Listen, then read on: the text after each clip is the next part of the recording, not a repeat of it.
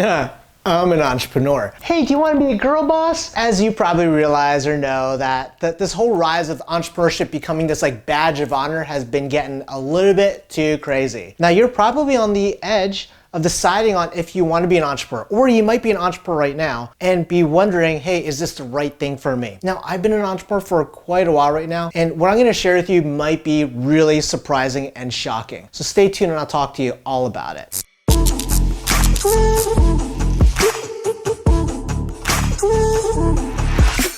Hey, how's it going? My name is Eric. I'm your Abundant BFF. And as always, I'm here to help guide you to find the pathway to freedom and abundance. Now, I've been a business owner for the last 26 years. I'm now 42. Started when I was 16, had all these different kinds of businesses. And if there's anything that I've realized is the path to entrepreneurship is a long and challenging road. Now, there's a lot of gurus out there that are selling courses like learn how to do drop shipping or Amazon FBA or automated Amazon whatevers or passive income through real estate and all of these things. I just want to be totally clear with you, especially as a tax advisor to many of these gurus, that many of them make a tremendous amount of money selling you these programs and courses, and very rarely do they actually make a ton of money running these businesses as well. Now, I get it. The allure to entrepreneurship is very easy. Number one, financial freedom, time freedom, no glass ceiling. You see entrepreneurs all the time on social media posting about their new Lamborghini or girls coming out on vacations in Tulum or whatever.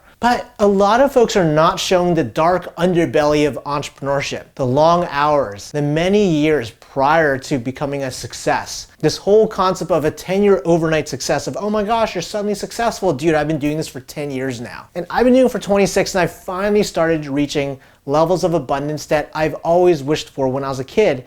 And this has been a long pathway. So when it comes to entrepreneurship, I just want to give a different perspective because so many folks out there are lionizing this whole concept of entrepreneurship as the only pathway to success. And I get it. It is a pathway to success for many. But did you know, according to the Kauffman Foundation, the number of entrepreneurs or the percentage of entrepreneurs that actually hit 7 figures in profit is less than 2%. The number of entrepreneurs that hit 6 figures or more of income is less than 10%. The vast majority of entrepreneurs, over 80% of entrepreneurs, never make over $25,000 per year, which is completely different than when you look at the entrepreneur dreams that people are posting about on social media. So why is this? And how, if you are on the edge or deciding on becoming an entrepreneur or a business owner, I don't want to dissuade you, but I want to at least give you some reality to realize that chasing money as an entrepreneur is not a pathway to success. Chasing solving a problem, chasing doing something you really love is the pathway to success as an entrepreneur. So if you're deciding on if you should be an entrepreneur, I'm going to give you a couple of pointers that have been really helpful for me. Number one is to do a risk-return analysis on your opportunity. Now, I've been a tax advisor for over 10 years for specifically just entrepreneurs. And I work with business owners who are making up to $20 million a year,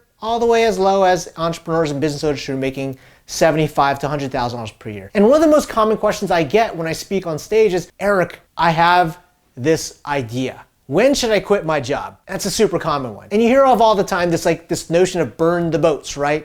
Focus on your entrepreneurship journey. And I get it. I love it. The romanticism is amazing. But the reality is what I normally tell folks is don't quit your day job until your business is incoming or bringing in more than what you brought in from work. The answer to that is not yet. Do a risk-return analysis. How long is it going to realistically take your business idea, whether it's a side hustle, a startup, whatever, to replace the income that you're bringing in from a 9-to-5 job? You're going to want to consider having a steady position to help fund your lifestyle in order for you to focus on your business. Also, know that there's a number of great and amazing 6-figure paying jobs out there that you could get with the stability and benefits that you wouldn't get as an entrepreneur. And again, I just want to give you a counterintuitive approach, which is odd because I'm an entrepreneur and I'm a big advocate for entrepreneurship, but there has to be some realism in this picture as well. And also know that if you're chasing the money, if you're chasing the status with entrepreneurship, it's going to lead you to burnout. And I know because I've been burnt out multiple times as a business owner, which leads me to my next point. Number 2, a lot of folks consider entrepreneurship because they're either tired or they're burnt out from their old job. Maybe it just takes a little bit of a pivot of what you're doing to really change things around. What if instead of considering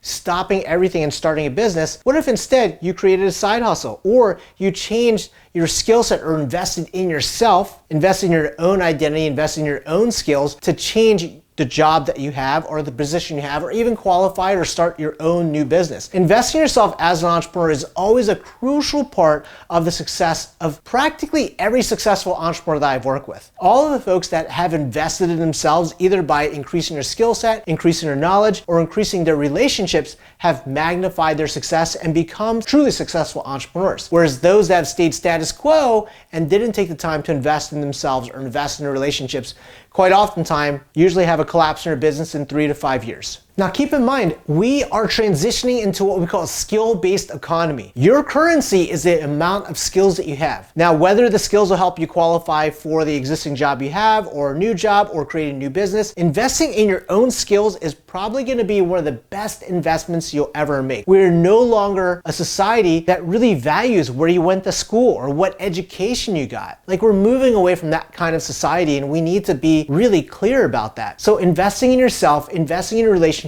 investing in your skills is gonna, number one, either allow you to make more money, qualify you for a job that you might truly be happy at, or even start a business. So invest in yourself. Number 3 is to stay focused. Now let's talk about the fallacy of multiple streams of income, or passive income. Now you might have heard the typical quote as the average millionaire has 7 streams of income. And I've seen so many entrepreneurs get caught in the siren song of multiple streams of income that they never get good at any one of them. Now, you might be able to relate, because I am the exact same way. I have what they call ADHD. That is a kind of, I don't want to say challenge, but it creates a challenge where I'm always chasing, or typically in the past was always chasing a shiny object. Chasing this stream of income, that stream of income, do this, do that, do that. And that lack of focus prevented me from actually executing and building a truly dynamic business. And that's what a lot of these marketers are appealing to. They're appealing to this shiny object. Here's how you make $10 million doing an Instagram and flipping real estate and doing this and this and this and this. Your true strong currency that we all have is our focus, our attention, and our time. I want to propose the counterintuitive approach of, instead of focusing on creating these multiple streams of income, focus all of your efforts into magnifying your primary stream of income until that's to a size where you can't make any more at that, and then from there start investing your time into additional streams of income. But until you've invested in your own skill set to magnify what you make in your primary line of business, or your primary skill set, or your primary job, don't even get distracted. I recommend not to get distracted by all these other shiny objects, because you'll end up like I did in the past. A whole bunch of programs and courses that you've invested in, none of them completed. And the last one, number 4, if by this point you've decided, Eric, I want to be an entrepreneur, for sure, you're gonna want to make sure you start investing in and being part of business communities or business masterminds to help you support you through your journey. What a lot of folks didn't realize is the road to entrepreneurship is a lonely path. Yes, there's social media influencers that talk about entrepreneurship. There are folks out there that are spouting from rooftops about entrepreneurship, but the reality is entrepreneurs make up less than 2% of the entire American workforce. So to go to a picnic or a barbecue and to sit down with a homie that also is an entrepreneur isn't as common as one would think.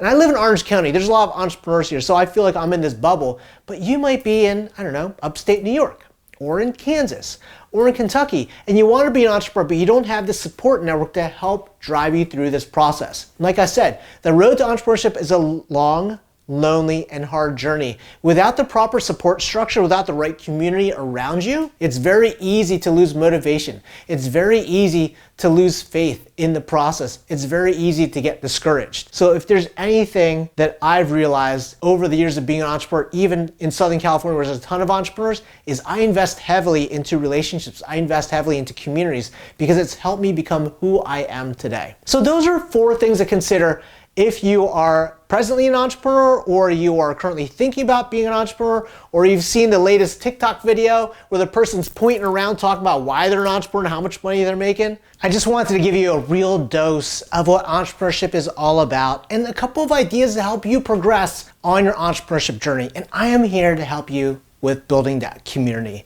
And again, as always, my name is Eric. I'm your abundant BFF. I'm here to help you find a pathway to true freedom and abundance. Now, I make YouTube videos every single week on entrepreneurship, on cryptocurrency, on taxation, and just on business mindset. If you loved what you saw today, make sure to hit that like button. And don't forget, if you're new, if you haven't subscribed, hit the subscribe button down below. I greatly appreciate it. If you got any questions or comments or anything you want me to talk about, put them in the comment section below. I'll be happy to make a video just for you to help answer any questions that you got. With that said, I make new videos every single week. I would love to help you find freedom and abundance. Have an awesome day. Talk soon. Peace.